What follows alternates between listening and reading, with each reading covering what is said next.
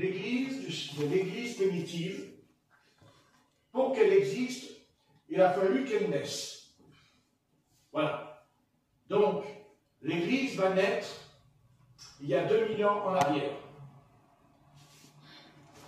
2000 ans en arrière. Elle a survécu parce que c'est Christ qui a dit « Je bâtis mon Église ». Donc, ça veut dire que la construction, le bâtiment, c'est Christ et personne d'autre. Mais il a eu besoin d'un fondement. Et pour cela, il n'a pas attendu qu'il soit crucifié. Avant sa crucifixion, il avait déjà préparé le terrain en appelant 12 hommes. 12 hommes dont on appelle les 12 apôtres.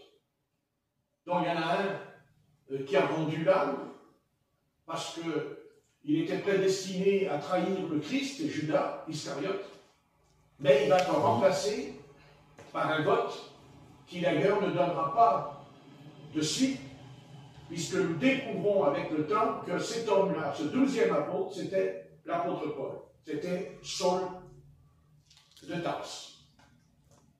Donc, Christ bâtit l'Église, il appelle 12 hommes, et au départ, il va les former afin de démontrer que le peuple d'Israël n'est plus à la hauteur. Le peuple d'Israël a échoué. Donc, le Seigneur va opérer quelque chose dont les apôtres ne savaient pas encore, n'étaient pas encore au courant.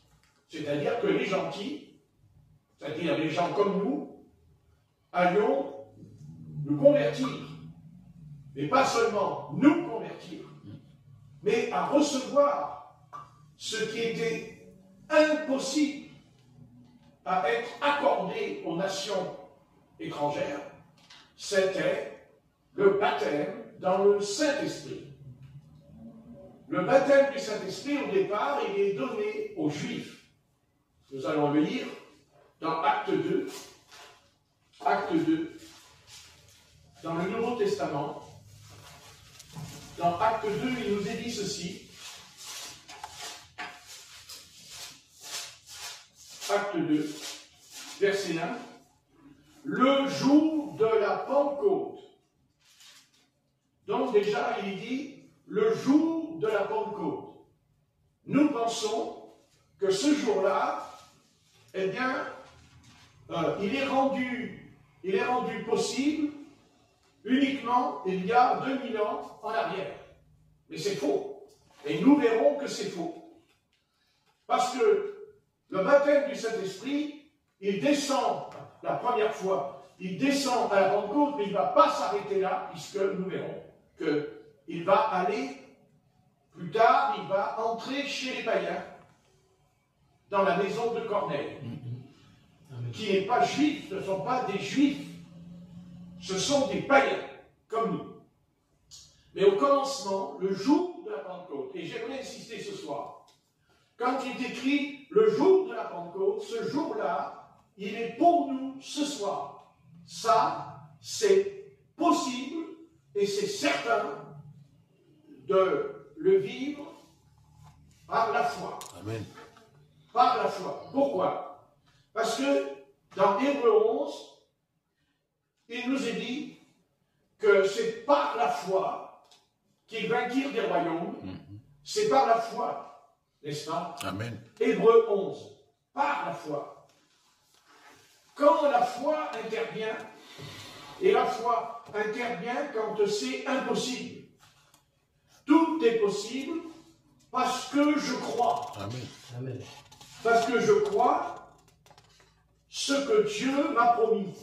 Parce que je crois ce que Dieu a écrit. Je crois ce que Dieu a dit. Donc, le baptême dans le Saint-Esprit, d'abord, il faut savoir, il faut connaître la nature de l'Esprit Saint. On le sait, la nature de l'Esprit Saint, eh bien, il est 3 fois saint. Ce qu'il nous vaut de comprendre que nul ne verra le Seigneur sans la sanctification, et que l'apôtre Paul dit que le Seigneur a sanctifié notre esprit, il a sanctifié notre âme et il a sanctifié notre corps.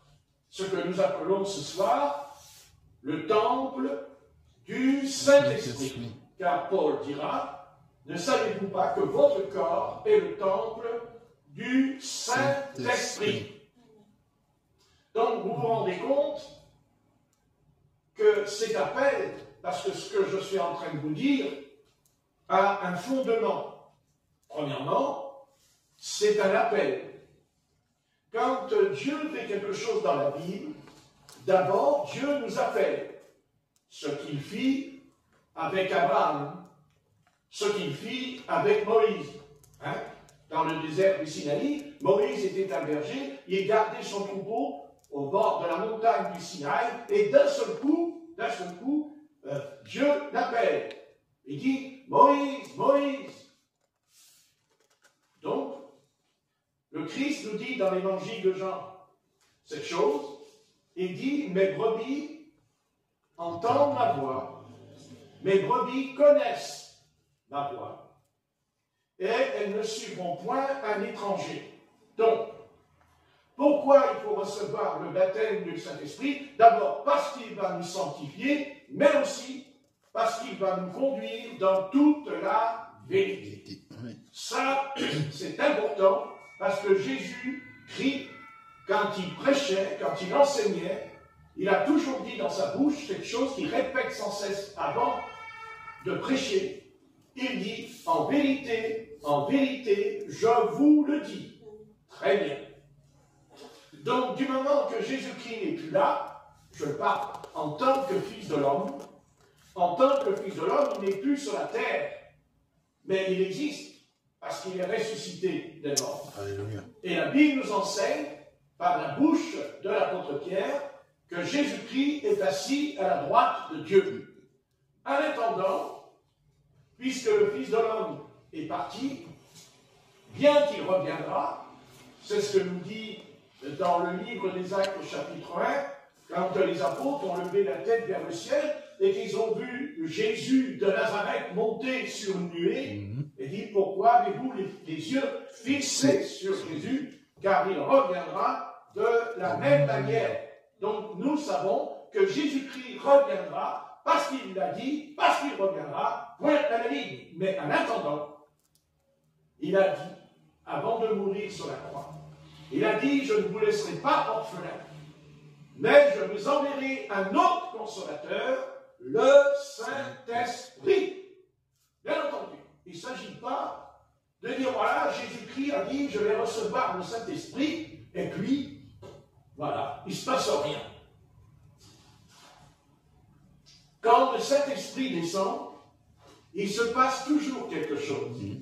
Quand le Saint-Esprit se manifeste, il se passe toujours quelque chose, mais il faut faire attention que quand c'est lui qui parle, quand c'est lui qui agit, quand c'est lui qui fait exactement ce que Christ a fait. Car il a dit, il prendra ce qui est à moi et vous le donnera.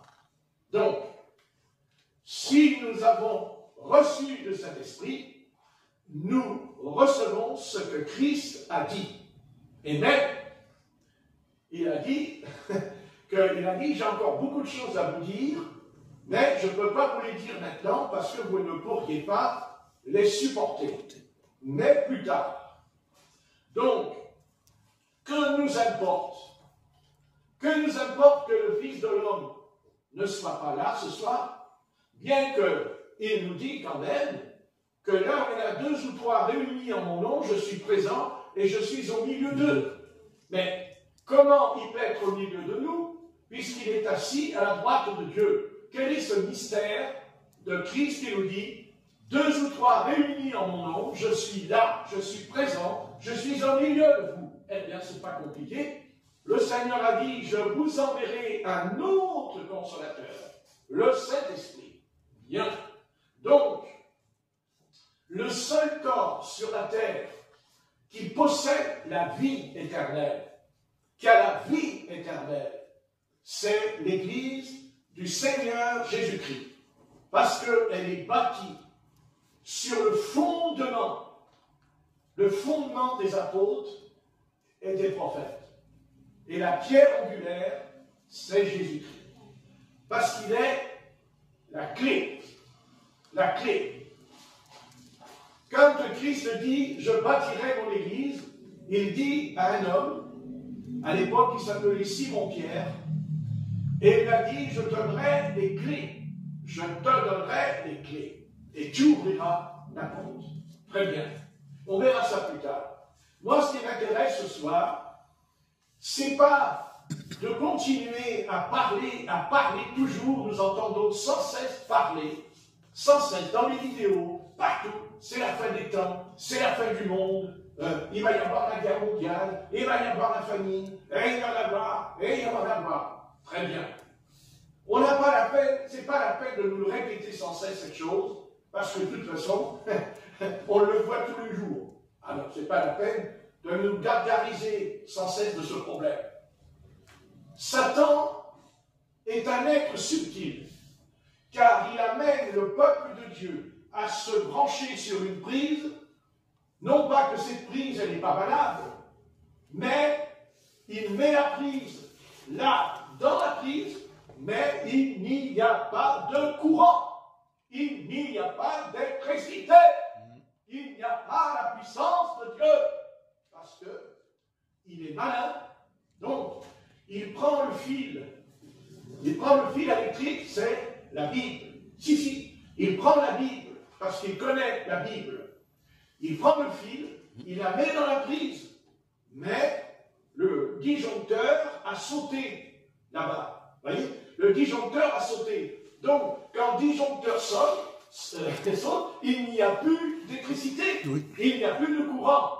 J'ai une prise dans la salle à manger, j'ai une prise dans la cuisine, j'ai une prise dans les... non, pas dans les toilettes. J'ai une prise, c'est curieux, j'ai une prise dans la salle de bain, vous voyez, et je mets le cordon, j'enfile le cordon, mais il n'y a pas de lumière, il n'y a pas de courant. Très bien. C'est exactement ce qui se passe aujourd'hui. Ils mettent la prise, il va y avoir la guerre, il va y avoir la famine, et il y aura, et vas-y, et ça continue, et on nous boucle le crâne, partout, c'est la fin, c'est terminé, tout ça, c'est fini, tous. Et nous, on rentre dans le bal. Ouais. Vous savez ce que c'est qu'un bal? Le bal, c'est rentrer dans le bal, il y a des gens, ils dansent, vous voyez, et puis à un moment donné, vous faites comme eux, parce qu'il y a une ambiance. Il y a une espèce d'ambiance, vous voyez. Mais nous nous sommes coupés, mais nous nous sommes séparés de l'essentiel. Ce qui est important ce soir, c'est pas parce qu'il y a, c'est pas de savoir ce qui va arriver, c'est de savoir comment je vais faire quand ça va arriver. C'est de savoir quelle capacité, quel pouvoir j'aurai, quelle façon de m'en sortir quand cette chose va nous tomber sur la figure. Pour cela, eh bien, il faut se préparer. Mais pour se préparer, il ne s'agit pas de mettre la prise, le fil et le cordon dans la prise. Il faut aller voir si le disjoncteur est bien remis à sa place. Et à partir de là, le courant va venir dans la prise. Et bien sûr, évidemment, démonstration à la pluie, il y a la lumière. Formidable. N'est-ce pas? Bien. Vous voyez? Regardez. Hop! Vous voyez? Il y a lumière. C'est exactement le problème qui est en train de se poser pour tous ceux qui connaissent Jésus-Christ. Nous connaissons Jésus-Christ avec des mots. Nous connaissons Jésus-Christ avec des phrases. Nous connaissons Jésus-Christ par la théologie. Mais ça ne sert à rien, parce que quand j'appuie sur le bouton, ben, s'il n'y a pas de lumière, eh bien ça ne sert à rien. Nous sommes appelés à émaner. Nous sommes appelés à émaner la lumière. Parce que Dieu est lumière, et parce que son Fils nous a dit « Je suis la lumière du monde ». Donc, si Jésus-Christ est la lumière du monde, ça veut dire que le monde est dans les ténèbres. Ça veut dire que le monde est dans la nuit. Nous aussi, nous sommes dans le monde. Nous aussi, nous sommes dans la nuit, mais nous sommes une lampe ce soir. Notre vie est une lampe, n'est-ce pas? C'est écrit dans le psaume. Il dit, notre esprit est une lampe de l'Éternel. Donc, comment voulez-vous que la lampe soit utile s'il n'y a pas de lumière en elle? Peut-être qu'il y a des lampes qui coûtent 5 €, des lampes qui coûtent 30 €, que nous importe. Même si la lampe elle coûte 50 €, elle ne sert à rien s'il n'y a pas du courant, s'il n'y a pas d'électricité. La lampe ne sert à rien. Elle décore là où elle est, sans plus, rien. Et même si nous avons une lampe qui coûte 1 €, elle ne sert à rien. La lampe a été créée parce que, vous voyez, la puissance du Seigneur est énorme, mais elle est capable de se loger dans une lampe. Qu'est-ce que c'est qu'une lampe? Comment croire qu'une lampe dans vos mains peut éclairer toute une pièce, peut éclairer tout un appartement? Une lampe, elle est toute petite, et même si on est qu'une, elle va éclairer quand même. Amen. Et s'il y en a plusieurs, alors ça va éclairer à l'horizon. On la verra au loin. Bien-aimés du Seigneur, nous sommes rentrés dans une conjoncture toute simple. Et le diable est en train de nous jouer un très mauvais tour en ce moment. Tout ce qui se passe dans le monde, il veut que nos yeux soient braqués dessus, afin que nos yeux se détournent de Jésus-Christ qui est la lumière, et que moi, je suis la lampe. Tu es la lampe. L'apôtre, vous savez, il est écrit dans un passage des Actes des Apôtres au sujet de Eutychus, qui est tombé de la fenêtre, vous vous rappelez? Et il est dit, au départ, il est écrit les lampes qui étaient dans la chambre haute, au sujet des croyants qui étaient, vous lirez. Il dit des lampes qui étaient dans la chambre haute. Très bien. Le petit garçon qui était sur le bord de la fenêtre est tombé. Mais l'apôtre Paul descend parce que les parents, toute l'église était inquiète et ils ont cru qu'il était mort. Mais l'apôtre Paul s'est penché vers le petit garçon et il a dit, il n'est pas mort parce que son âme est en lui. Pourquoi? Parce qu'il y avait Jésus en lui. Même si c'était un petit garçon, et que Dieu soit béni, et qu'il y ait des centaines et des centaines de millions comme des Eutychus, des tout petits garçons comme lui aujourd'hui. On n'a pas besoin d'être un adulte, on n'a pas besoin d'être grand, on a besoin simplement qu'il y ait la lampe et la lumière à l'intérieur. Amen. L'adversaire, sa nature à l'adversaire, c'est qu'il est ténèbres. Tout ce qui touche Satan, c'est les ténèbres. C'est un être obscur, mais il n'a pas perdu cette chose en lui. Il ne l'a jamais perdu. C'est qu'avant de tomber, il était un ange de lumière. Mais il est tombé. Et en tombant, nous avons cru qu'il n'avait plus la capacité, qu'il aurait perdu cette lumière qu'il avait reçue quand il était un chérubin protecteur. Non. Satan n'a point perdu cette lumière parce qu'il a le pouvoir de se déguiser en ange de lumière. Et c'est là tout l'art du prince des ténèbres. Vous voyez que Dieu sait qu'est-ce qu'on a pu envoyer sur Lucifer. On a donné tant d'explications, tant de choses. On l'a montré avec une queue, avec une fourche, avec des cornes. Ça, ce n'est pas vrai. Ça, ce n'est pas vrai. Quand il est dit dans l'Apocalypse, le dragon, excusez-moi, il n'y a pas un dragon dans l'Apocalypse. Il y a Satan qui se déguise en dragon. Il y a Satan qui se déguise en agneau. Il y a Satan qui se déguise en lumière. Il y a Satan qui se déguise en faux apôtre, en faux prophète. C'est ça, Satan. Et arrêtons de voir Satan comme quelque chose qu'on nous montre avec des dessins. Pas du tout. Pas du tout. Satan est un ancien chérubin protecteur. Satan est un ange déchu. Mais c'est un ange quand même. Mais il est déchu. Et il n'a jamais perdu cette chose d'être angélique en lui. Satan est un être qui est le plus grand de tous les théologiens qui pourrait y avoir sur la terre ce soir. L'adversaire est un être d'une intelligence qui surpasse 100 fois la nôtre. 100 fois la nôtre. Attention, ce qui nous intéresse chez lui, ce qu'on s'intéresse avec cet être, il ne faut pas n'essayez pas de lui tourner le dos. Ne tournez jamais le dos à votre ennemi. Jamais. Regardez-le bien en face et dites-lui bien cette chose. J'ai dans ma main une épée. Et quelle épée? À double tranchant. Et tu vas me combattre.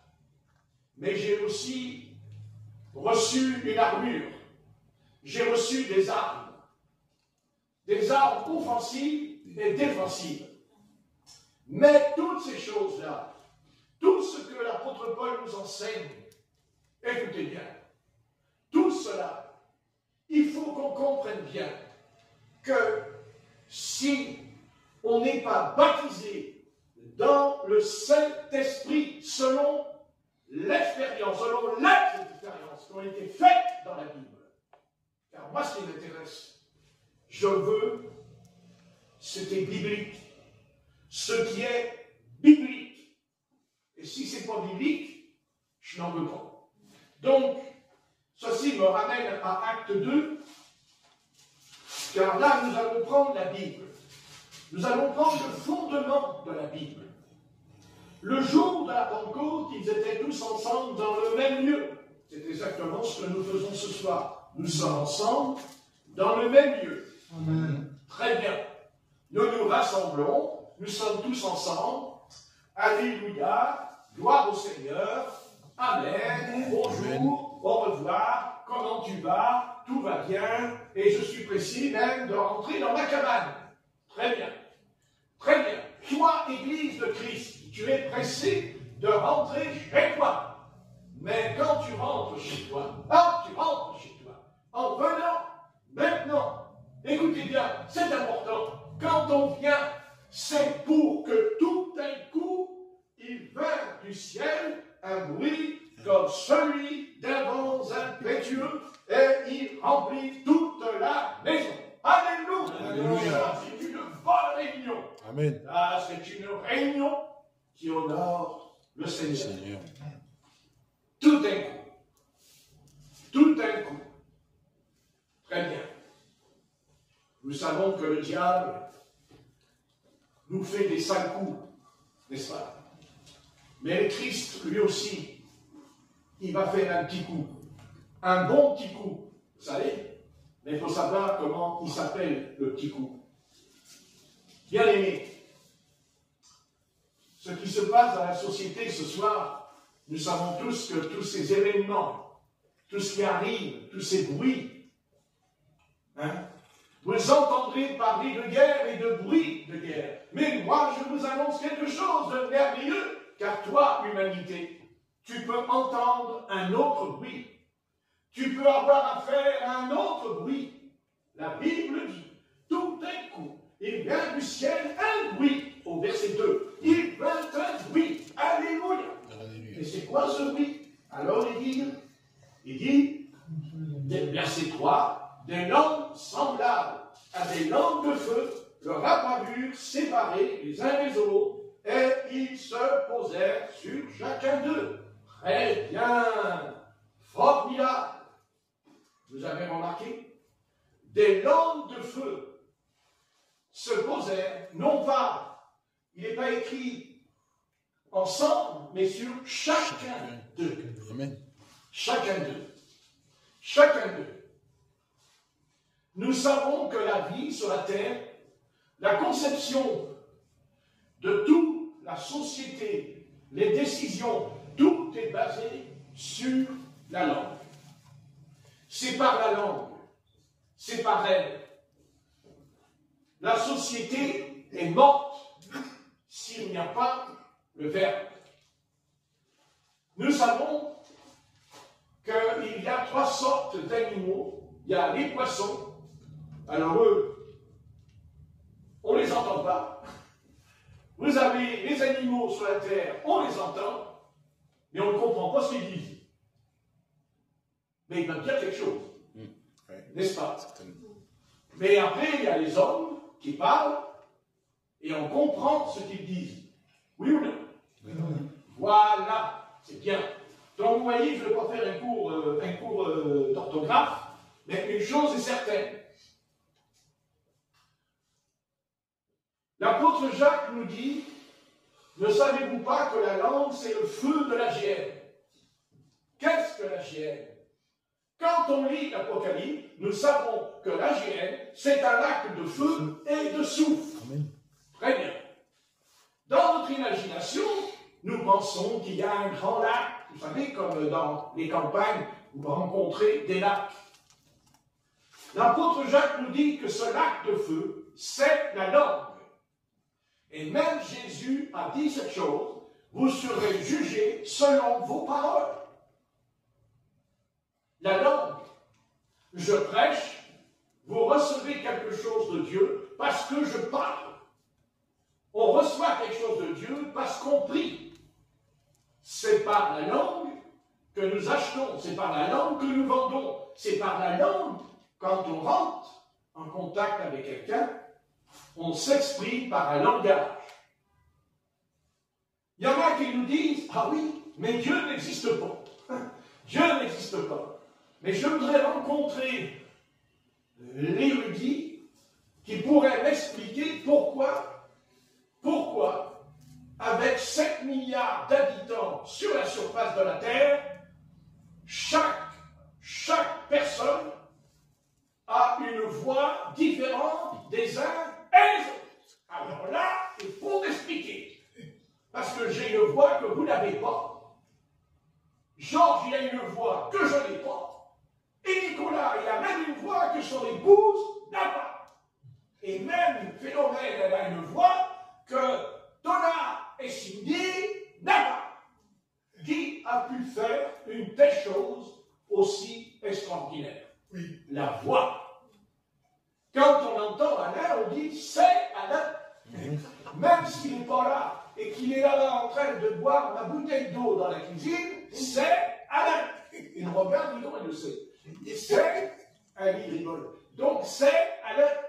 Et quand j'entends Pierre, on sait que c'est Pierre. Bien qu'on a du mal à l'entendre en ce moment. Bien. Et quand c'est Georges, alors là, quand c'est Georges, même si on est au bout de l'appartement, on dit, oh, il y a Georges qui parle. Oui. Vous voyez? N'est-ce pas? Il y a Georges qui parle. Voilà. Corinne, elle a une voix différente. Et tout le monde a une voix différente. Qui a pu faire une telle chose?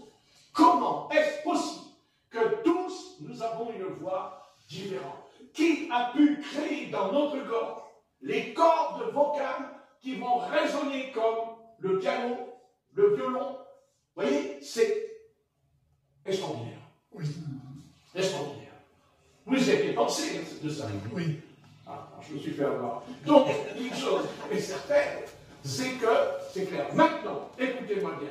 Écoutez-moi bien. Il y a une chose qui ne changera pas dans ce domaine.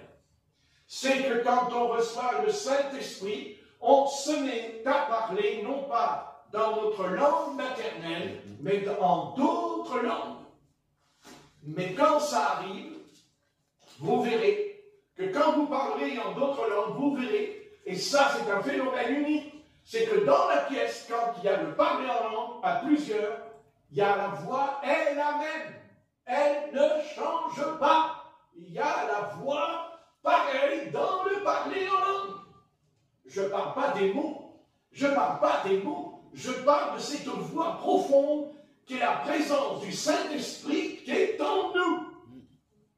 Amen. Amen. Amen. Amen. C'est certain. Bien sûr, on ne peut pas savoir ces choses si on ne veut pas faire cette expérience, n'est-ce pas?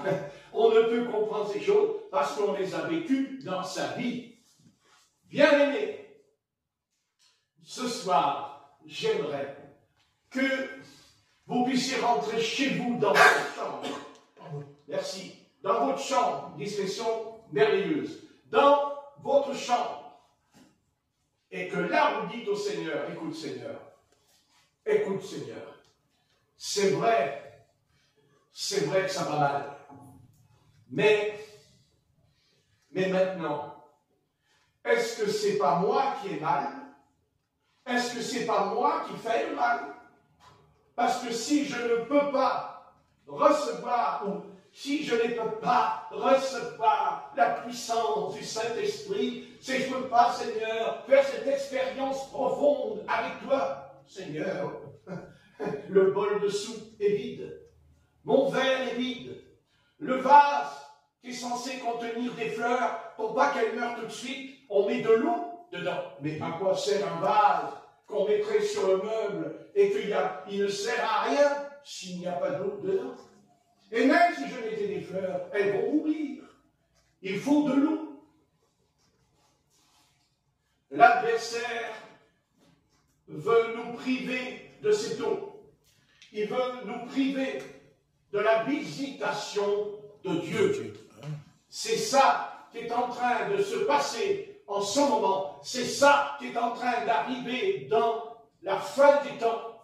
La fin des temps, ce n'est pas seulement ce qui se passe dans le monde. La fin des temps, c'est ce qui se passe dans l'Église, où l'Église est privée de la visitation du Saint-Esprit. Elle est privée de la puissance du Saint-Esprit. Elle est privée des prodiges et des miracles du Saint-Esprit. Elle est privée de la gloire de Dieu. Amen. Voilà ce qui se passe depuis pas mal d'années. N'est-ce pas? C'est ce qui se passe depuis longtemps. Ça continue et ça continue à jacasser. Et le peuple chrétien passe son temps. Il est vocalisé, il est branché uniquement sur ce qui est écrit dans Matthieu 24. N'est-ce pas? Bien sûr que c'est vrai.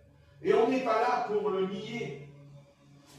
Mais allons-nous continuer à nous contenter, à vivre de ces choses qui sont qu'une partie de la vérité? Car il faut annoncer toute la vérité. Et la partie qui est important, c'est que le jour de la Pentecôte, l'Esprit du Seigneur est descendu du ciel. Il est descendu du ciel. Quand on parle du Saint-Esprit, nous parlons du ciel. Quand on parle du Saint-Esprit, nous parlons du royaume des cieux. Quand on parle du Saint-Esprit, nous parlons de la gloire du Seigneur. Pas seulement parler du Seigneur. Il ne s'agit pas de répéter comme les perroquets qui répètent quand il entend son maître parler dans la pièce. Il s'agit de passer à l'acte. Et nous ne pouvons pas passer à l'acte surnaturel. Nous sommes des humains. Mais Dieu a prévu cette chose énorme et formidable. C'est que Christ, il est ressuscité des morts. Mais à quoi sert de répéter toute la journée, Jésus est ressuscité des morts? Qu'est-ce que ça peut faire au diable? Rien du tout. Le diable, il le sait que le Christ est ressuscité des morts, et on n'a pas besoin de lui répéter pendant des siècles que le Christ est vivant. Par contre, ce qu'il a peur, ce qu'il craint, c'est que ce Christ qui est vivant est réellement vivant, parce qu'il va se manifester dans son corps, qui est l'Église. Amen. Corps de Christ. Amen. Avec ses membres. L'Église de Jésus-Christ n'est pas une organisation. L'Église de Jésus-Christ est un corps vivant. Mais il ne peut pas rentrer en action parce qu'il faut l'action de l'Esprit Saint, qui est d'ailleurs l'Esprit de Jésus, puisque l'apôtre Paul nous dira que l'Esprit de Jésus les a empêchés de rentrer en Béthel. Donc vous voyez, on ne va pas tourner en rond, je ne vais pas recommencer avec ma révélation sur la divinité, ce n'est pas important, j'en ai ça de côté, pour l'instant ce n'est pas l'heure d'expliquer des choses, mais revenons d'abord à cette chose importante. Des langues de feu, des langues de feu, des langues de feu, ah Seigneur, des langues de feu, oh mon Dieu, mon Dieu, mon Dieu, mon Dieu, mon Dieu, mon Dieu, est-ce que ça ne nous fait pas défaut? Est-ce que, alors à ce moment-là, vous avez bien sûr une partie de l'Église qui a enseigné pendant des siècles et des années, enseigné que le parler en langue, ce n'était plus pour aujourd'hui, la prophétie, ce n'est plus pour aujourd'hui, les miracles, ce n'est plus pour aujourd'hui, les guérisons, c'est plus pour aujourd'hui, mais alors, qu'est-ce qu'il y a aujourd'hui? Puisqu'il est dit que toutes ces choses sont opérées par le Saint-Esprit. Ah bon? Ah bon? Le Seigneur a bâti son Église sans le Saint-Esprit. Et le Saint-Esprit, lui, il ne se manifeste pas. Et pourtant, il dit, il prendra ce qui est à moi et vous le donnera. Il y a une anomalie quelque part. Hein? Tout à l'heure, je vous ai dit que nous avions une bouche et une langue pour parler, mais nous avons aussi des oreilles pour entendre. Et nous avons des yeux pour voir. Le Seigneur ne nous a pas donné que la langue, mais il nous a donné aussi des oreilles. Mais c'est sûr qu'il nous faut le parler en langue pour entendre. Maintenant, il y a deux sortes de parler en langue. 1 Corinthiens 13, verset 1. Il dit le parler en langue des hommes et le parler en langue des anges.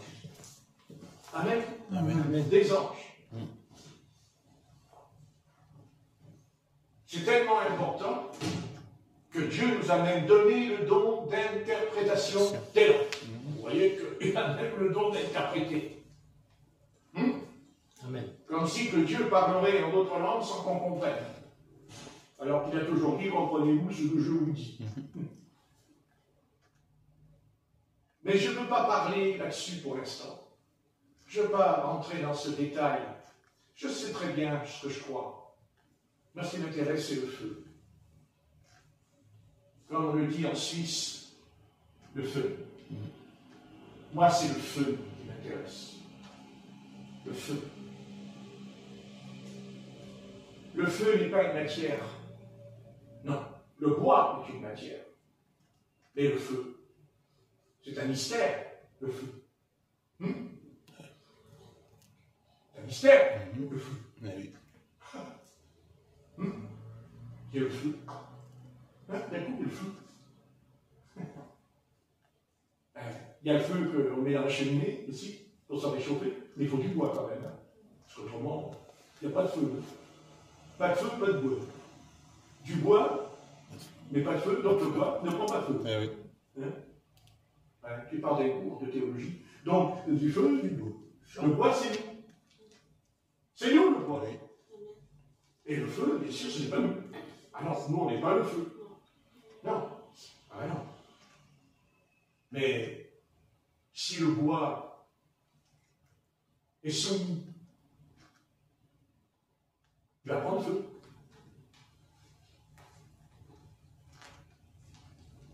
Ce que nous désirons, ce que nous voulons, de la part de Jésus-Christ aujourd'hui, dans notre âge, même si c'est la fin des haricots, qu'importe. Ce qui nous intéresse, ce que on veut vivre, pas voir, mais vivre.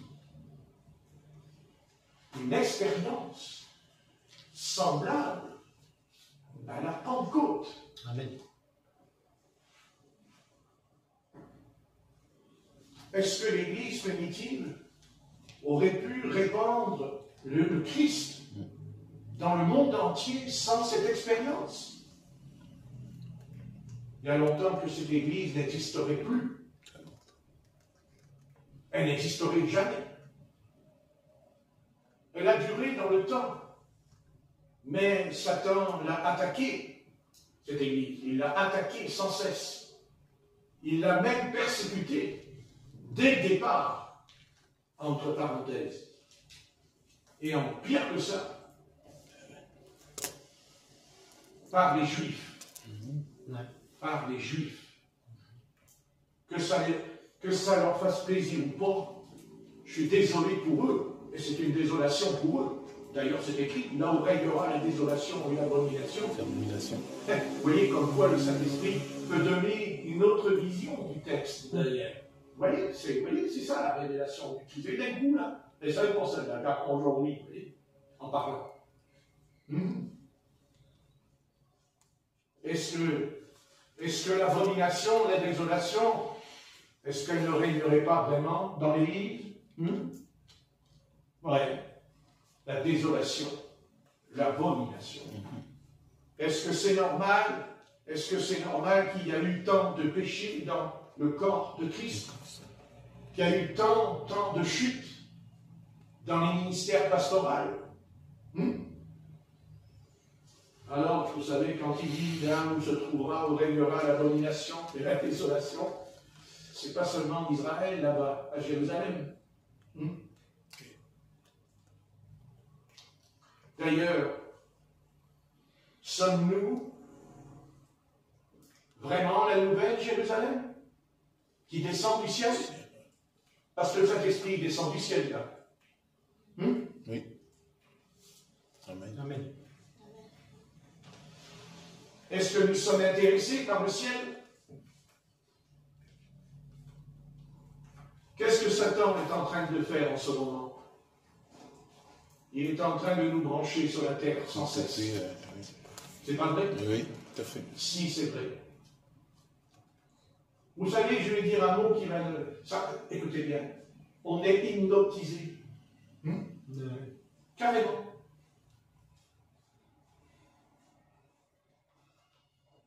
L'adversaire est d'abord l'adversaire de notre âme.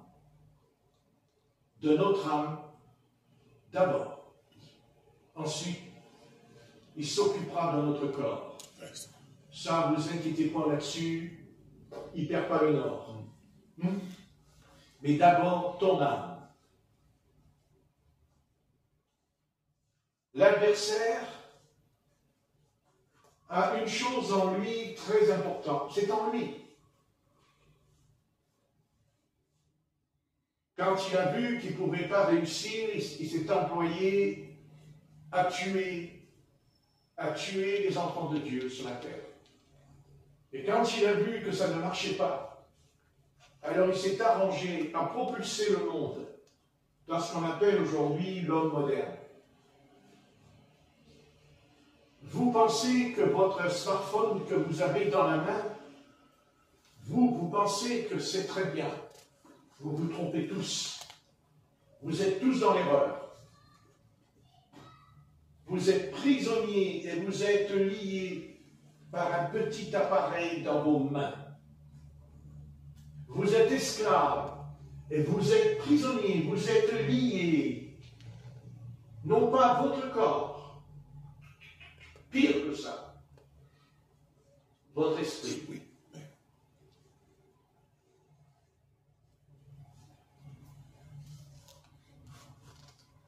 Vous savez ce que Dieu va nous redemander quand on va quitter la terre?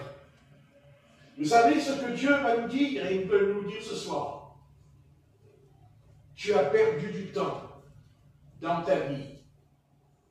Tu as gaspillé le temps que je t'ai donné pour lire la Bible et pour prier.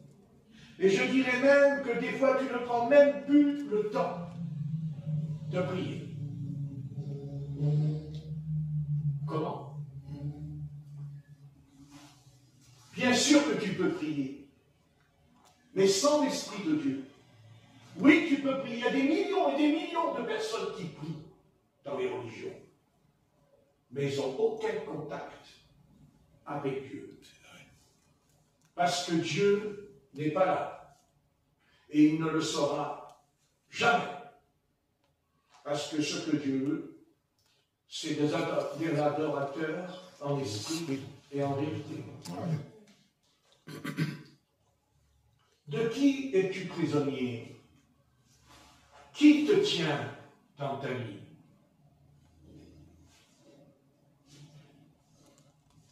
Les démons sont des êtres qui ont l'art de ne jamais se montrer réellement.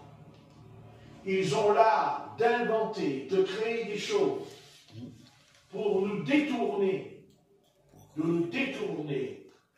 du Père Céleste. Mais qui est le Père Céleste? C'est le Saint-Esprit. Amen. Dieu créa les animaux. Il créa les poissons. Il leur donna une âme, mais pas d'esprit. Seul l'homme est créé corps, âme et esprit. Amen. D'ailleurs, l'homme déchu, qui ne vient jamais à Christ, car c'est là la grande question qu'il faut toujours se poser encore en cet instant par rapport à la prédestination.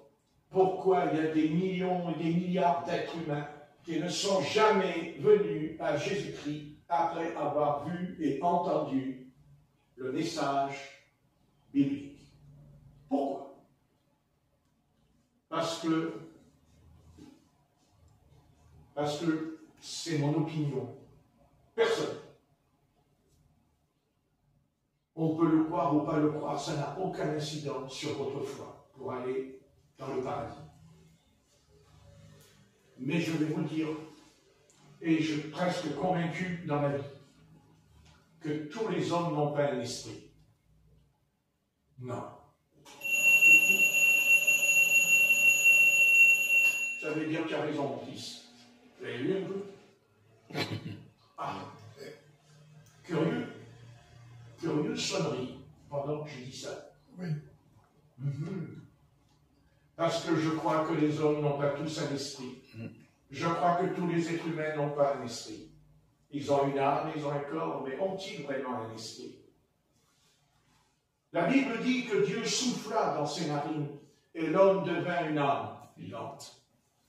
Dieu souffla. Le souffle, c'est l'esprit. C'est pas l'âme, le souffle. Le souffle a créé, a produit l'âme. Mais l'esprit, le souffle.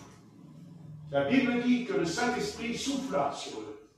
Il est dit que Jésus souffla sur ses disciples et dit, recevez le Saint-Esprit. Est-ce que nous pourrions séparer l'Esprit Saint de notre esprit? Je ne le crois pas. Je crois que notre esprit, c'est là où Dieu se trouve. Amen. Et je suis convaincu qu'il est là.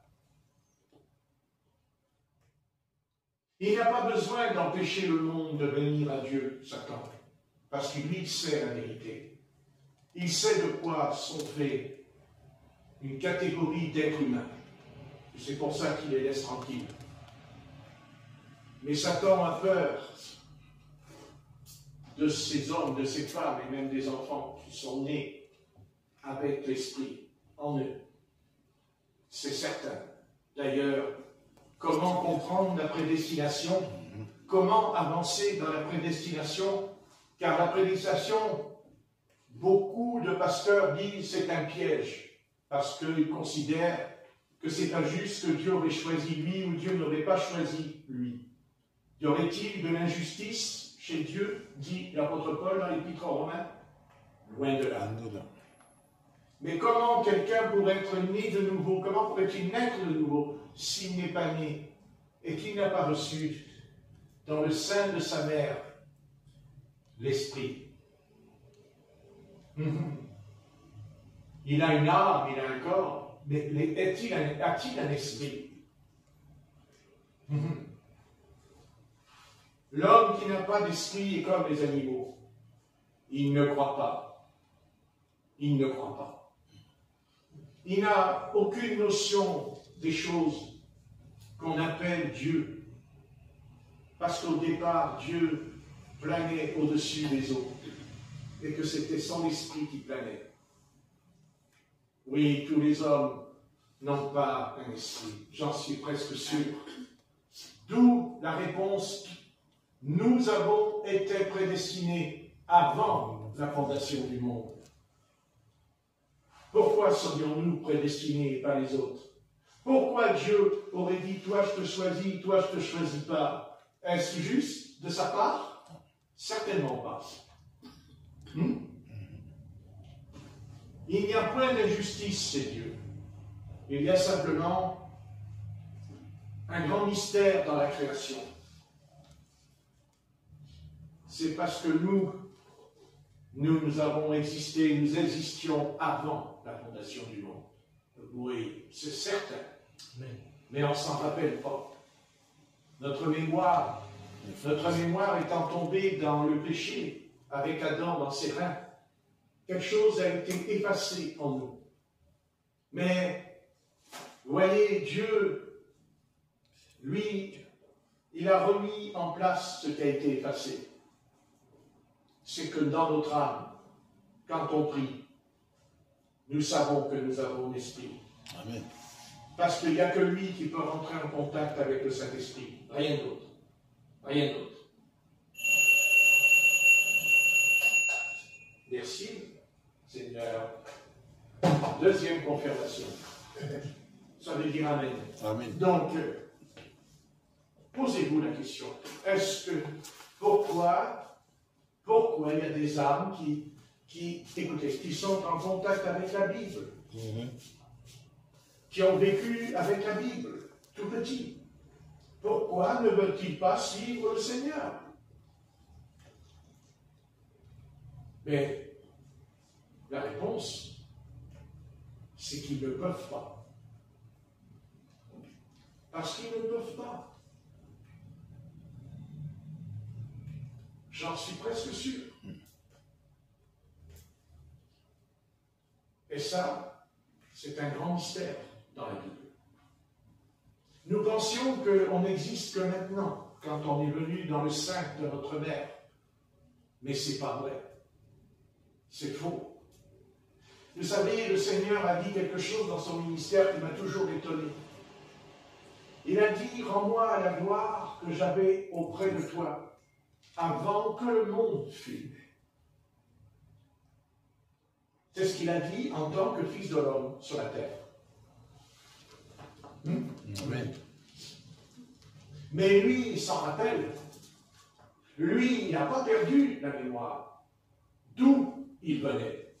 Parce qu'il était sans péché. Voilà la réponse qui me semble sensée dans ma bouche. Mais nous, on ne peut pas. Parce qu'on est né dans le péché. Et que ce péché a jeté un voile. D'ailleurs, c'est ce que dit l'apôtre Paul au sujet d'Israël. Il dit qu'il a jeté un voile sur leur cœur, pour pas qu'ils voient, pour pas qu'ils comprennent qui est Jésus. Donc, vous voyez, on peut les accuser, c'est vrai. Et il y a de quoi les accuser, d'ailleurs, puisqu'ils ont reçu beaucoup. Mais l'apôtre Paul dit quand même une chose au sujet d'Israël.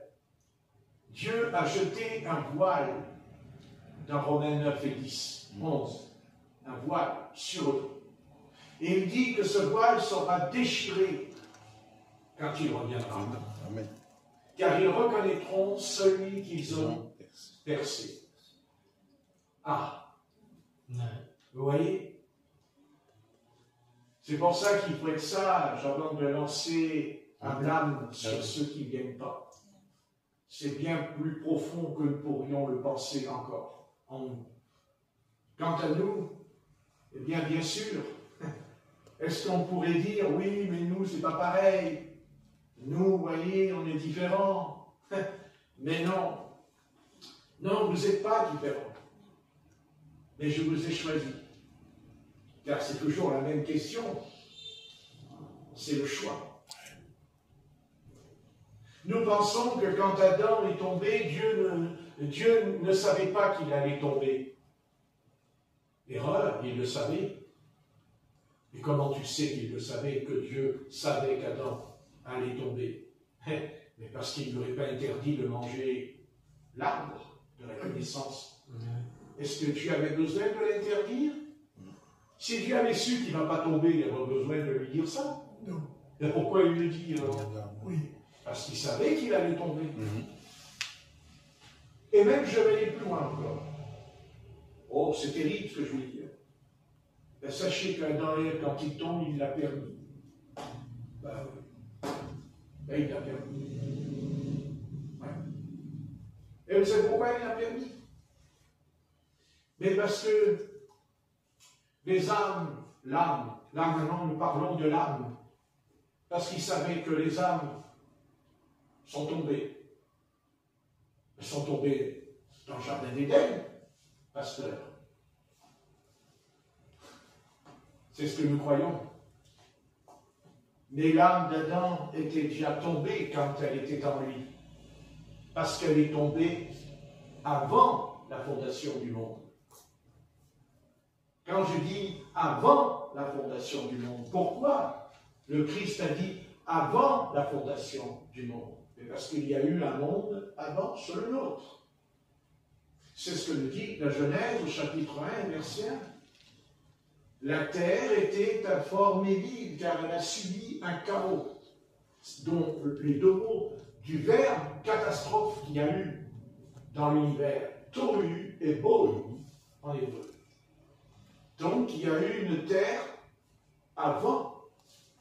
Non pas qu'il y a eu une autre terre que la nôtre, mais cette terre était différente avant.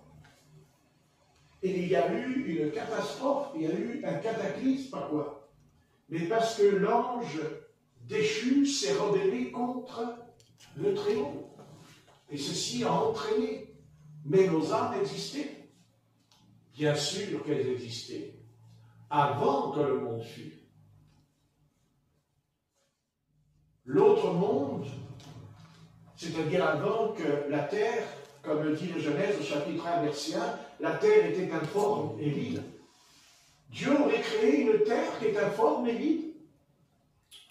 Ça n'a pas de sens. Dieu dit, j'ai créé une terre informe et vide. Au contraire, c'est tout le contraire qu'il va faire, puisqu'il va combler le vide en mettant les animaux, les herbes, les forêts. Vous voyez ce que je veux dire? Et, bien sûr, il fait venir l'homme. Mais il fait venir quoi? Par son souffle, par l'esprit, il fait venir l'âme. Il ne crée pas, il devint une âme vivante. Ça veut dire qu'elle était morte. Puisqu'il dit vivante, il devint une âme vivante. Ça veut dire qu'avant la création, cette terre existait avant celle-là. Bien sûr. Elle était habitée par les dieux, puisque le Seigneur a toujours dit à ses apôtres et aux pharisiens, ne savez-vous pas qu'il est écrit dans votre loi que vous êtes des dieux? C'est étonnant. Et d'ailleurs, quand on dit des dieux, c'est un rapport avec le mot en hébreu, Elohim. Vous êtes des Elohim. Dieu, avant la chute, dont la terre est devenue informe et vide, ne l'a pas toujours été informe et vide. Au contraire, c'était une très grande création. La terre était quelque chose d'énorme, dont on n'en connaît pas. C'est impossible dans notre état d'être vivant. Mais alors, de quoi a été faite la terre? De quoi ce monde dans lequel Dieu aurait créé était un monde parfait, un monde sublime? C'était l'âme. La terre était dans une composition des milliers, je ne sais pas comment vous expliquer, je ne connais pas le chiffre. Notre âme. Qu'est-ce que l'âme? L'œil. L'âme est un œil. C'est votre œil. Quand votre âme est dans le péché, votre œil est en mauvais état. Et quand votre âme est purifiée par le sang de l'agneau, votre œil est en bon état. C'est l'expérience que nous avons faite. La vue, l'œil. Car nous croyons et nous l'avons jamais vu. Jamais vu. Et pourtant nous croyons. Qui croit? L'œil qui l'a vu. Notre âme. Dieu créa l'âme, pas quand Adam est venu. Elle est entrée en lui. Elle venait d'ailleurs avant que la terre soit informe et vide.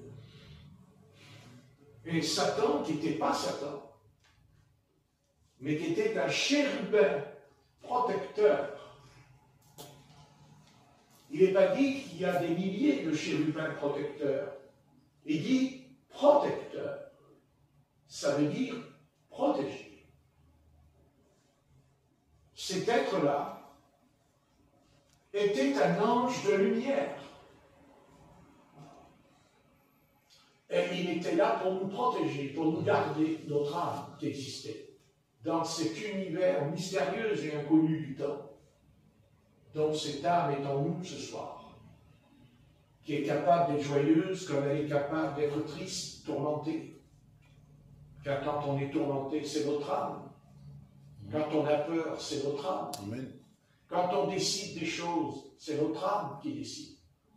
Qu'est-ce qui forme en nous notre caractère, notre personnalité? C'est notre âme. Et c'est pour ça que nous sommes tous différents, parce que nous avons tous une âme différente. Mais attention, mais malgré tout, quand elle pêche, elle perd la paix. Même la paix universelle. Oui. Donc notre âme existait, c'est sûr. Et elle est tombée. Elle est tombée. Quand Adam est tombé, non. Elle est tombée quand aujourd'hui on l'appelle Lucifer. Il n'a pas seulement entraîné une partie des anges, il a entraîné les âmes. Il a entraîné notre âme dans la chute. Et c'est pour ça que le Seigneur, il fait venir Adam. Il fait venir Adam. Vous voyez, il a mis une âme en lui. Il y en a d'autres qui viendront après lui. Mais elle était perdue. Notre âme était perdue bien avant dans l'éternité. Et il a fallu que Dieu crée Adam. Justement pour sauver les âmes qui existaient avant, qui ont chuté quand ce chérubin a complètement bouleversé le système, puisqu'il est dit la terre est informe. Il a vidé la substance de la création, c'est-à-dire les âmes, notre âme. Mais Dieu a dit de toute façon, celles qui sont prédestinées, je les sauverai. Et il va le faire. Amen. Et il va le faire. Et il va le faire. Et il va le faire. Adam n'est pas tombé parce qu'il tombe. Dieu aurait pu l'en empêcher, vous savez. Mais le Seigneur pouvait l'en empêcher. Enfin, franchement. Attendez. Vous pensez que Dieu n'aurait pas pu envoyer un ange dans le jardin pour dire stop, on arrête là? Parce que quand Dieu ne veut pas, il ne veut pas aussi. Donc, c'était son plan. Et si Dieu avait arrêté Adam dans sa chute, nous ne serions pas sauvés ce soir. Non. Eh bien non. Et non. Notre âme ne serait pas sauvée. Parce qu'elle était perdue avant même qu'elle vienne dans notre petit corps, dans le ventre, dans la matrice de la femme. C'est pour ça qu'Adam ne pouvait pas rester tout seul. Il ne pouvait pas vivre seul dans le jardin d'Éden. C'était une impossibilité, car il n'aurait jamais eu d'enfant. Et c'est là que le serpent intervient. Vous voyez, il intervient. Il a très bien compris. Il a très bien compris ce que le Très-Haut était en train de faire avec Adam. Il l'a très bien compris. sauver l'âme. Parce que ça, il y tient aux âmes. Et il fera tout, même pour la récupérer, à un grand prix pour lui. Vous savez pourquoi il y a tant de guerres? Pourquoi il y a tant de guerres? Pourquoi il y a tant d'épidémies, tant de meurtres, de crimes? Parce qu'il veut les âmes. C'est important pour lui. Mais il ne peut pas attraper celle que le Seigneur a choisie. Ça, il ne peut pas. Et ça s'appelle la prédestination. Et ça s'appelle l'élection dans l'Épître aux Romains. Amen. Il fallait qu'il tombe. Je sais que ce que je dis là, je vais me prendre, mais je crois que j'ai toutes les flèches de Cochise qui vont venir sur moi. Cochise est un chef apache.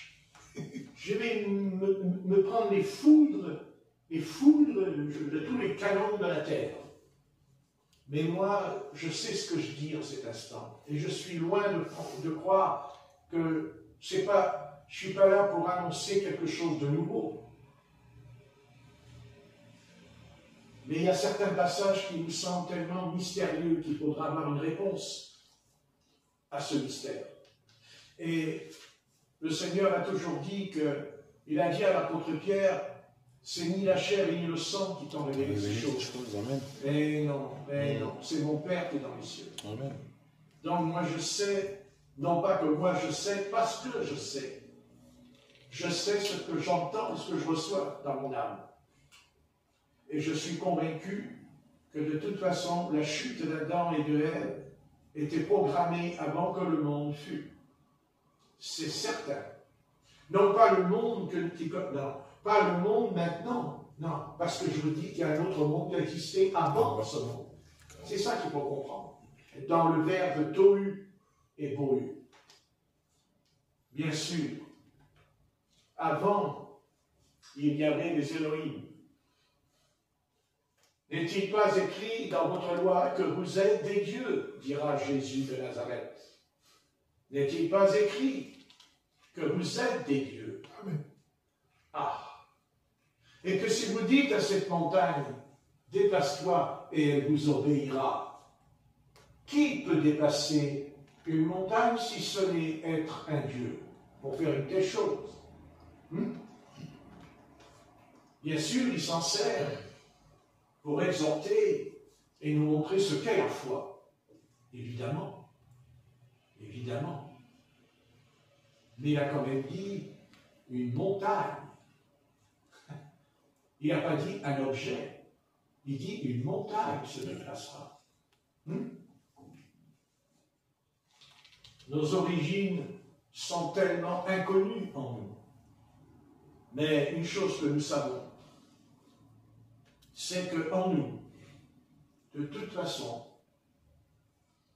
il n'y a rien qui nous séparera de l'amour de Dieu. Amen. Amen. Rien, dit l'apôtre Paul dans l'Épître aux Romains. Rien nous séparera de l'amour. Mais le serpent va tenter et il fera ce que Satan a commencé de faire quand il était dans la bonne, quand il était vraiment du Seigneur, il était vraiment de lui. Mais il chute. Et ça, l'adversaire a très bien compris que quand il a créé Adam et s'est dit, c'est bon, Dieu va récupérer notre âme. C'est ce qu'il a fait. C'est ce qui s'est fait en nous. Mais attention, dans sa malice, il a très bien compris que notre âme ne va venir, comme elle est venue d'ailleurs pour Jésus, mais par l'opération du Saint-Esprit dans le ventre de Marie. Et on en revient pas seulement au péché, mais au péché originel. Originel, l'origine du péché. Et quelle est cette origine? C'est parce que, vous voyez, Dieu savait ce qu'il allait faire. Il donnera Ève. Il crée Ève. Attention, il ne la crée pas comme Adam, elle ne sort pas de la poussière de la terre, Ève. Elle sort de la côte de l'homme. Elle est donc une partie de lui, parce qu'elle était en lui. Eh oui. Et Dieu l'a séparée, parce que son but, c'est qu'il fallait que les âmes tombées, vous voyez ce que je veux dire, avant, puissent venir. Mais l'adversaire, lui, il est rusé, il est malin. Il va contourner l'objet de ce que Dieu a préparé dans l'univers, c'est-à-dire faire venir ses enfants. C'est-à-dire leur âme, l'âme, qui était l'œil de l'autre création énorme, qu'on ne peut pas savoir encore, c'est énorme. Et Dieu va faire venir. Seulement, voilà, il y a un accident. L'accident qui s'est répété une deuxième fois, mais sous une autre forme. Car quand il nous est dit, la terre était informe et vide, c'est certain, il y a eu un chaos, il y a eu une création. Et dans cette création existentielle, c'était les âmes, notre âme, qui formait un tout de cette terre. Ah oui, sans péché, elles étaient sans péché. Oui, sans péché.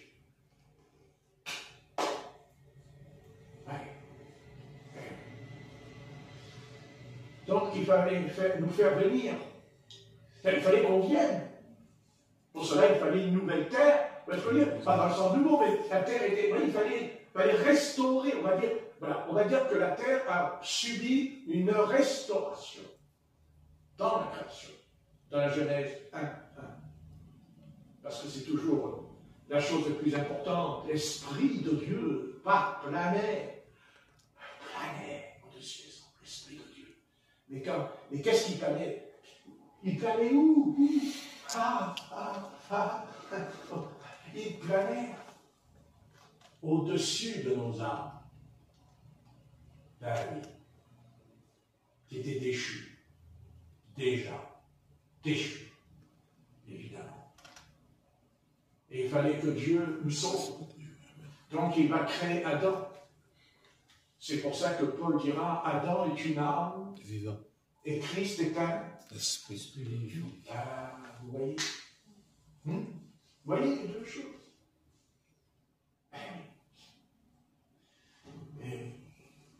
Notre âme, les âmes étaient un esprit vivifiant avant la chute. Vous voyez? Donc le Seigneur fera venir Adam. Et Dieu savait très bien qu'il allait tomber. Il le savait. Et il l'a permis même. Car si Adam n'était pas tombé, c'est évident. Christ n'avait pas besoin de venir. Pourquoi voulez-vous qu'il vienne le Christ? Pourquoi voulez-vous qu'il vienne si Adam n'était pas tombé? Mais s'il est venu et qu'il est écrit que Christ lui aussi, c'est écrit que Jésus-Christ lui aussi a été établi avant la fondation du monde. D'accord? Voilà. Donc le serpent va intervenir. Très bien. Tu vas faire venir les âmes. Mais tu vas les faire venir. Je sais comment tu vas les faire venir. Tu vas faire exactement ce qui est arrivé avec Marie. Avec Marie. Car elle ne connut aucun homme. Et elle est enceinte. Par la vertu du Saint-Esprit. Ah, intéressant ça. Donc l'adversaire va se déguiser en serpent. Il se déguise, parce que l'animal, c'est justement le serpent. En serpent. Parce que l'apôtre Paul dit l'homme animal. C'est pour ça qu'on est un animal ce soir. Dans le sens qu'on n'est pas un chien, on n'est pas un chat ce soir dans la pièce, on est un être humain. Et quand il dit l'homme animal et le serpent, c'est ça qu'il y a eu. Le serpent, il est venu dans cette forme. Satan, c'est écrit dans l'Apocalypse, il dit le serpent ancien, le diable. Et pas dit le diable est en lui dans l'Apocalypse. Il dit, vous lirez, le diable, je crois que c'est Apocalypse chapitre 20, le diable. Il prend cette forme. Et pourquoi? Ah.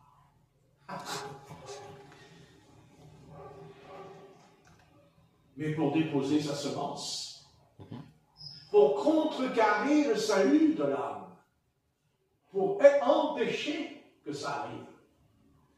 Ah oui, c'est ce qu'il fait. Et c'est ce qu'il a fait. C'est sûr. Vous savez, il n'a pas fait tomber Adam en premier. Il aurait dû faire tomber l'homme en premier, puisque c'est lui qui est né en premier.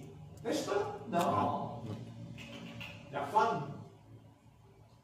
Parce qu'elle portait.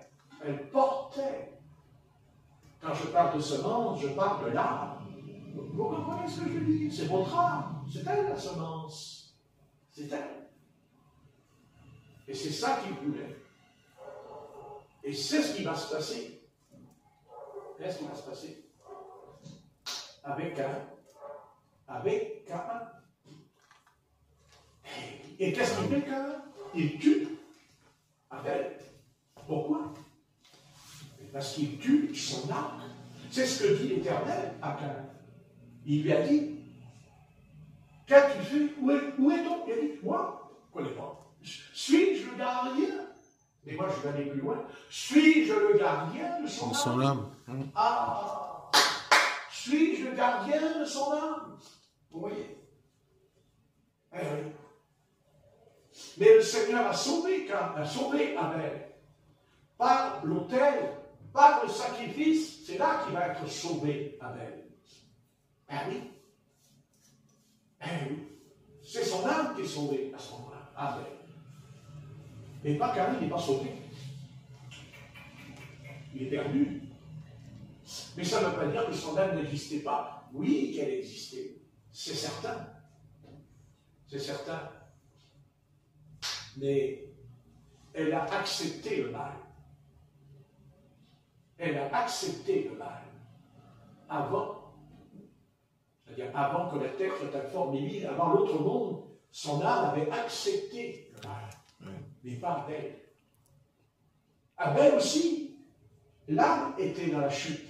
Mais non, parce qu'elle était prédestinée. Et c'est pour ça qu'il fera le culte. C'est-à-dire l'adoration en esprit et en vérité. Parce qu'il sortait de Dieu, Abel, de l'âme. Et c'est exactement ce qui nous est arrivé à nous dans cet âge dans lequel nous vivons. Et c'est pour ça que vous pouvez avoir des âmes avec vous, même dans votre maison, qui diront non. Et vous pourrez même faire tout ce que vous voulez. Et il faut le faire, car on va toujours rendre un bon témoignage. Mais ça ne change rien. C'est non. N'est-ce pas? Ouais. Et c'est non. Oh, ils sont polis. Non, ils sont polis, ils sont bien habillés, ils sont corrects, ils sont très bien. Mais à un moment donné, quand il s'agit de Dieu, je fous le camp, comme on peut dire. Je me taille. Je me fais la malle.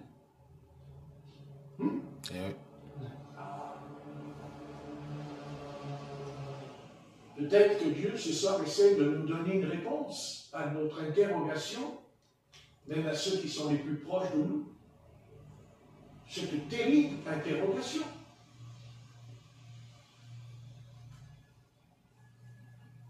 C'est pour ça que le serpent est intervenu. Parce qu'il voulait que la chute continue. C'est ce qui est arrivé à Caïn. Caïn, il ne chute pas. Il était déjà dans la chute avant. Abel aussi, avant. Mais, il y a un mais. Le choix, la prédestination, qui ne remonte pas ça ne remonte pas en Éden. Éden, c'est une mise à l'épreuve, c'est un test dont Dieu savait très bien. Dieu savait très bien qu'il allait le faire. Il n'y avait pas raison de mettre 2 arbres. Pourquoi? Pourquoi 2 arbres? Mais ne parlons pas seulement de 2 arbres. Parlons pourquoi l'arbre de la vie et l'arbre de la mort. Quand on parle des deux arbres, c'est de cela qu'il est question, de la mort et de la vie. Eh oui. Non? Amen. Eh oui. Donc Dieu a racheté notre âme bien avant Adam. Il est venu sauver notre âme bien avant Adam. Car l'autre monde, avant que la terre soit informe, il y avait la même terre. Ce n'est pas une autre terre que Dieu a fait, c'est la même. Mais il y a eu un chaos. Dont Satan, le chérubin protecteur, Ézéchiel 28 et Ésaïe 14, nous montre la chose. Tu étais parfait en beauté, tu étais plus sage que Daniel, tu étais le jardin de Dieu en Éden. Vous vous rendez compte? C'est quand il a produit ce chaos, pas seulement le chaos dans le sens physique de la terre, mais on ne sait pas d'abord ce que c'était ce chaos. Peut-être que c'est lié un peu, excusez-moi, je peux être étonnant, à la préhistoire, puisqu'il semblerait qu'il y aurait une préhistoire avec les animaux. Il n'y avait pas d'homme encore. D'ailleurs, qui aurait pu créer de tels animaux, si c'est vrai? Oui. Certainement pas le Seigneur. Non. Quelqu'un d'autre. Quelqu'un d'autre. Quelqu'un d'autre, c'est-à-dire les dieux qui sont tombés. Les Elohim qui sont tombés. Mais parmi les Elohim, il y avait un Elohim. Un Elohim. Qui s'appelle Yahweh. Et en français, on dit Jéhovah. Amen. Amen. Comprenez? Et c'est Elohim, le grand Elohim que nous appelons ce soir Yeshua, c'est-à-dire Jésus en français. C'est clair. Je suis celui qui suis. Il n'y en a point d'autre. Moi, l'Éternel, ton Dieu, qui te parle. Il n'y en a pas d'autre. Quel est ton nom? Je suis celui qui suis. Et nous savons ce que Jésus de Nazareth a dit aux Parisiens. Avant qu'Abraham fût, je suis Elohim. Il n'y en a pas d'autre. Je suis Elohim qui créa les Elohim. Et Dieu créa les Elohim. Et une partie des Elohim ont suivi Satan. Puisque ça fait. N'oubliez pas que Satan, lui aussi, c'est un Elohim. Puisque c'est écrit quand Jacob traversa le champ à Bethel, il dit qu'il a rencontré des anges, mais le texte en hébreu, je l'ai là en hébreu, il dit il a rencontré des Elohim. Ce qu'on appelle dans Job chapitre 1, chapitre 2, les fils de Dieu. Vous voyez ce que je veux dire? Il a, par sa chute, il créa pas seulement. La chute, c'est pas seulement par rapport aux anges, c'est tout a chuté, d'où le texte, la terre était informe et vide. Il a entraîné quelque chose de terrible. Et bien sûr, il n'a jamais abandonné le combat, contrairement à beaucoup de nous, où des fois on abandonne la lutte. Mais pas lui. Lui, il abandonne.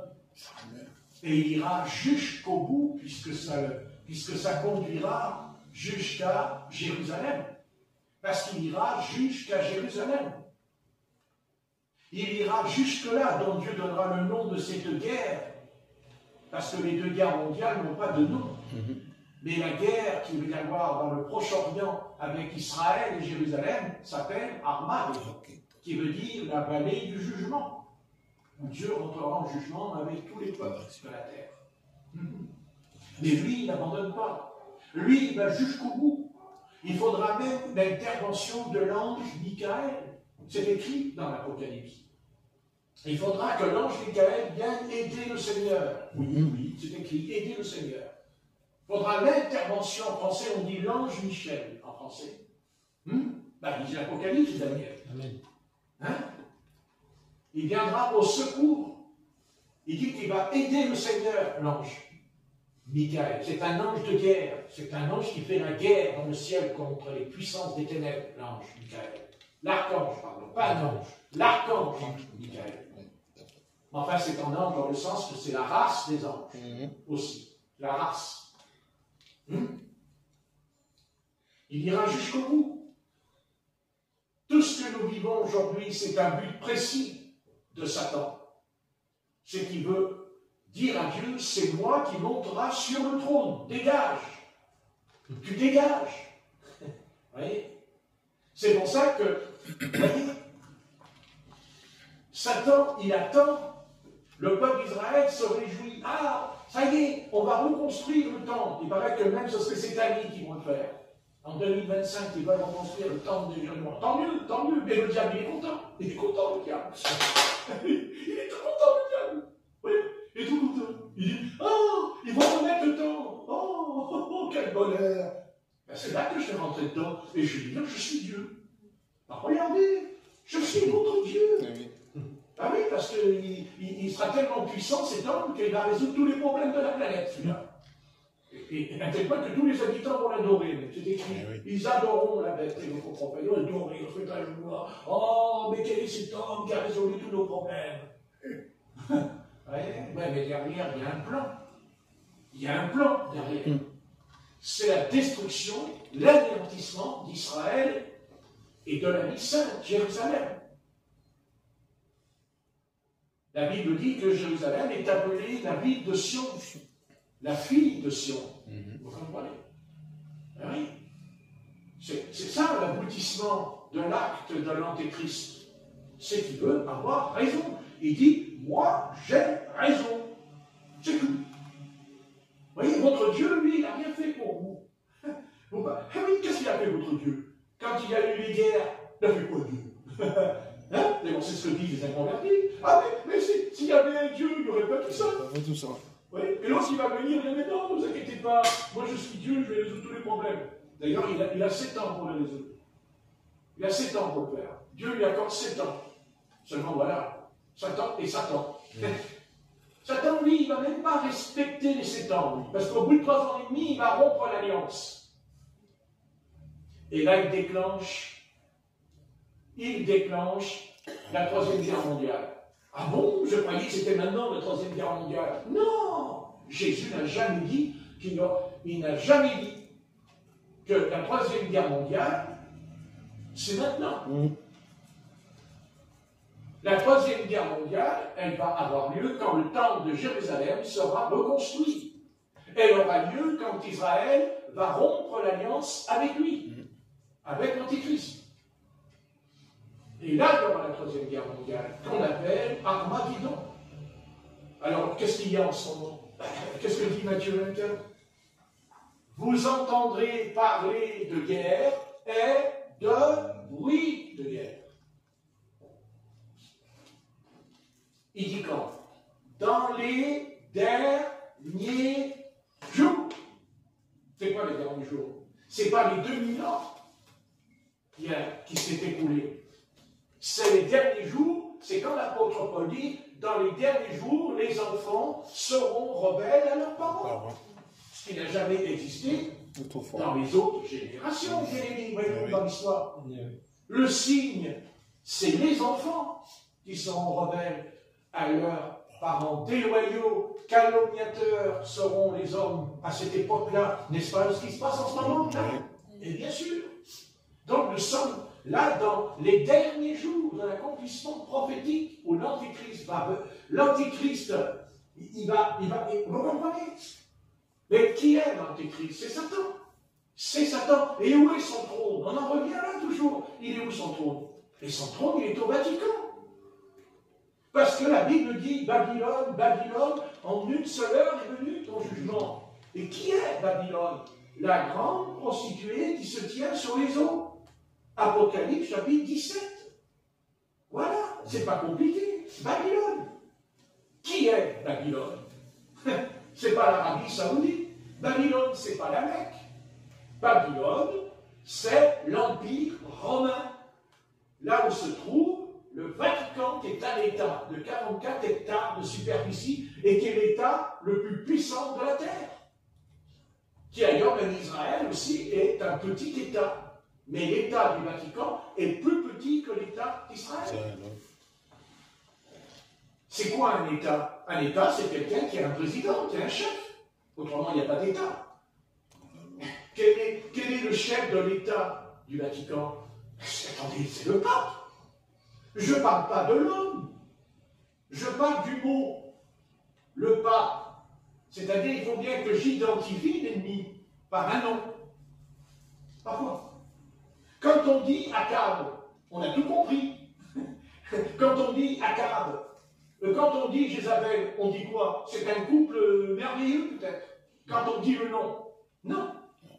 Non. Quand on dit Nemrod, non. Et quand on dit Jésus, c'est pareil. On ne pense pas au mal, on pense au bien. Amen. Quand on dit son nom. Amen. Pas vous? Amen. Tout à fait. Donc, on est obligé d'appeler les choses par leur nom. Non.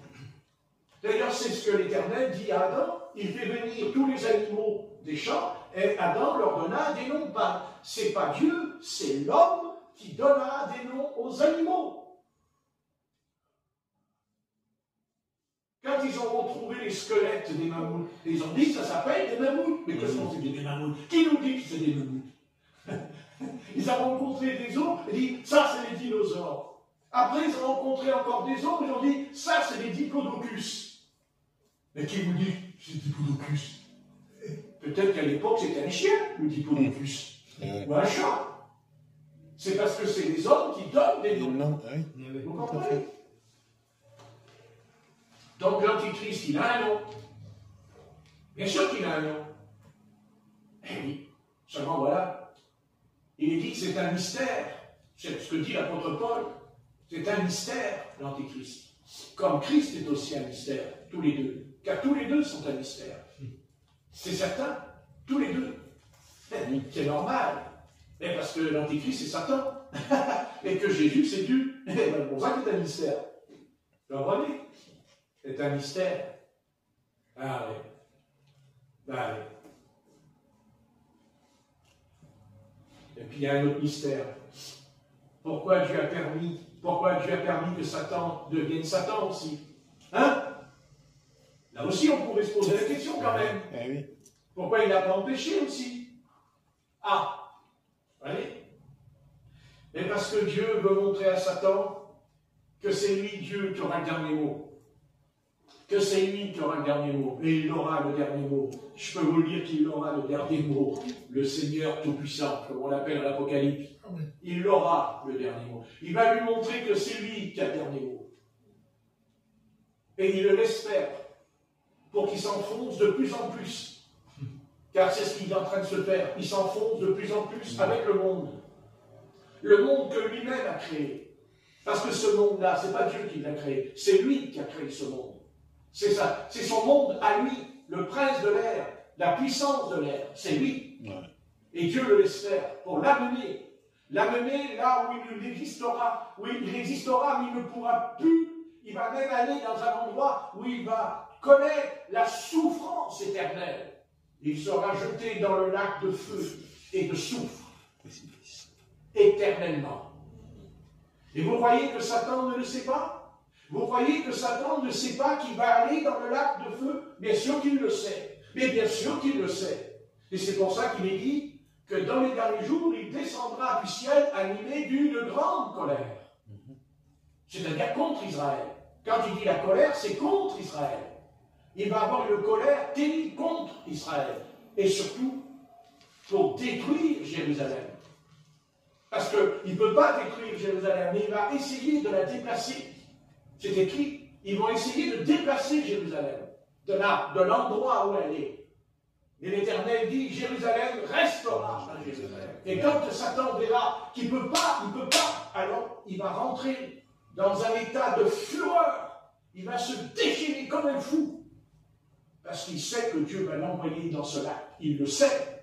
Mais il le sait, c'est écrit dans l'Apocalypse. Alors il le sait, c'est écrit, on peut le lire lui aussi. Il le sait. Il le sait. S'il ne le savait pas, alors pourquoi il est animé d'une grande colère s'il ne le sait pas? Mais pourquoi se mettre en colère contre Israël? Parce que c'est ça son problème. Parce que le gros problème de Satan, en vérité, c'est quoi? C'est Israël. Nous, on est un problème, mais pas vraiment un problème pour lui, parce qu'il sait qu'on va être enlevé. Il sait très bien qu'on va être enlevé. Donc c'est réglé. Pour lui, c'est réglé, on est enlevé. Mais le peuple d'Israël, lui, n'est pas enlevé, lui, il reste sur la terre. Il reste sur la terre sainte. Et là, la terre sainte. Ben voyez. Comme il dit l'Éternel à Jacob, tu t'appelles plus Jacob, tu t'appelles Israël. Et là, un coup de dent. Pourquoi toute cette haine alors? Pourquoi toute cette haine contre un tout petit pays comme ça? Hein? Qu'est-ce que tu as à foutre d'un tout petit pays comme ça? Tout petit. Tout petit. Tout petit, mais il résiste. Hein, mais oui. Même les nations ne comprennent pas. Ils ne comprennent pas, les nations. Les peuples, ils ne comprennent plus rien. Comment un tout petit peuple? Mais pourquoi aussi? Pourquoi avoir un aussi petit territoire, aussi petit, mais avoir des millions et des millions d'enfants d'Israël dans le monde entier aussi? Ah! Parce que si jamais ils rentrent, comment ils vont faire? Comment? Ils vont être comme ça, les uns contre les autres, comme ça? Hein? Il y a des millions de Juifs dans le monde entier, des millions de Juifs dans toutes les nations. Et là, vous avez un tout petit pays, tout petit territoire. Seulement, voilà. C'est que le territoire, il s'appelle la Terre Sainte. Pas pareil. Mais la Terre Sainte, pour l'instant, elle n'est pas trop sainte. Non. Et c'est pour ça qu'il vont y avoir une guerre contre eux. Oui. Non pas que Dieu veut les anéantir, mais pour les purifier. Parce qu'il faudrait parler de purification, de sainteté. Marqué, il n'en restera pas beaucoup. Ouais. Non, parce que vous voulez qu'on fasse les comptes. Dans l'Apocalypse chapitre 7, on fait les comptes. 144 000. Pas beaucoup. Et pourtant, Dieu, il va faire trembler la terre à Jérusalem et ils vont pouvoir passer. Lisez l'Apocalypse, ils vont passer par là pour que l'Antichrist ne puisse pas les attraper. Et Dieu va les conduire dans le désert. Apocalypse chapitre 9. Vous direz. Eh oui. La femme, il dit, le dragon poursuivit la femme et elle se cacha dans le désert. Voyez, ça c'est que les 144 000. C'est pas tout Israël, que 144 000. Un reste de la maison de Jacob, dit le texte. Ça veut dire que les millions de Juifs qui sont dans le monde, ils vont mourir par une violente persécution de mort. Parce que toutes les nations, à un moment donné, ils vont vouloir tuer réellement. Et ça a commencé déjà chez nous. Oui, ça commence. Attendez, il n'y a pas ce qui se passe chez nous. Et puis, on a aussi un aperçu avec ce qui s'est passé avec les nazis, avec Hitler. 6 millions. Vous vous rendez compte? 6 millions en 5 ans. La persécution a été terrible. Ça a commencé où? À Varsovie. Eh oui. C'est sûr. Eh oui. C'est ce qui est écrit dans Mein Kampf. Mon combat d'Adolf Hitler contre les Juifs. Mais nous savons qui est derrière. C'est l'ennemi. C'est l'ennemi qui est notre ennemi à nous aussi. Amen. Seulement c'est différent. Nous, c'est différent. Parce que nous allons être enlevés dans les nuées. Eux ne seront pas enlevés dans les nuées, ils restent sur la terre. Dieu va les conduire dans le désert des 144 000 pour les protéger. Nous, non. Nous, on s'en va en un clin d'œil. On va partir. Mais ça, on ne connaît ni le jour. Allô? On ne connaît ni le jour ni l'heure. Ce qui est valable aussi pour les événements. Parce que tout le monde est en train de faire des prédictions. Là, ça n'arrête pas les prédictions. Il y en a plein de prédictions. Hein. Oh, mon Dieu, qu'est-ce qui ne va pas nous arriver sur le coin de la figure? Oh, purée, dis donc. Mais moi, je réponds à tous ces gens-là. Mais méfiez-vous. car vous ne connaissez ni le jour ni l'heure. Eh oui. Et quand je dis que vous ne connaissez ni le jour, ça veut dire que quand Dieu avait prophétisé ces choses, eh bien, ça fait quand même déjà 2000 ans qu'on attend. 2000 ans. Non? Oui. Ah! Donc, qui vous dit que ça ne peut pas encore durer encore? Qu'est-ce qu'on en sait? Non, mais qu'est-ce qu'on en sait? Eh oui. Et pourquoi je vous dis ça? Pourquoi? Mais parce que Dieu a le droit de changer d'avis. Eh oui. Et Dieu peut changer d'avis pendant que je prêche. Il peut dire, ah ben non, on va attendre encore quelques années pour voir s'ils ne vont pas se repentir. Quand c'est souverain. Non, c'est pas possible. Alors pourquoi ça a duré 2000 ans? Vous voyez, c'est encore Dieu qui décide. Car c'est vrai que tout part à l'envers, mais qui vous dit que demain matin, il change d'avis, ça s'arrange, tout s'arrange. C'est ça. Qu'est-ce que nous en savons? Qui vous dit que dans un an, on va dire, oh bah ça par exemple, oh bah ça alors, tout s'est arrangé, dis donc. Ah bah ça alors, on l'aurait pas cru. Eh ben, je ne l'ai pas cru. Parce que moi j'ai le droit de changer d'avis. Moi j'ai le droit. Et je fais ce que je veux. Eh oui. Et c'est pour ça qu'il a dit, vous ne connaissez ni le jour et ni l'heure. Parce que si Dieu nous avait dit, vous imaginez que Dieu nous aurait dit le jour et l'heure. Ça veut dire que si c'est dans 50 ans, bon, qu'est-ce qu'on fait? On se laisse aller, hein? Puisque c'est dans 50 ans. Eh oui. Non, non, on ne sait pas. Et pourquoi on ne sait pas? Mais parce que c'est très bien qu'on ne sait pas. Parce que si on le savait, on ferait tout ce qu'on veut, et puis on se préparait à la dernière minute. Eh oui. La bonne affaire. Ça arrangerait tout le monde, hein? Mais c'est pas comme ça que ça se passe. Parce que ce soir, le Seigneur peut revenir cette nuit. C'est ce qu'il nous a dit. 2 dans un lit, 2 dans un champ, l'un prie, l'autre est laissé. Ça règle la question. Alors prie, prie, prie, prie, prie, prie, prie. Ne t'arrête pas. Ne t'arrête pas. Amen. Amen. Alors, on va arrêter parce que il y a quelqu'un qui a les yeux qui tombent. Donc on va prier, les yeux qui tournent en rond. Alors on va arrêter. Seigneur,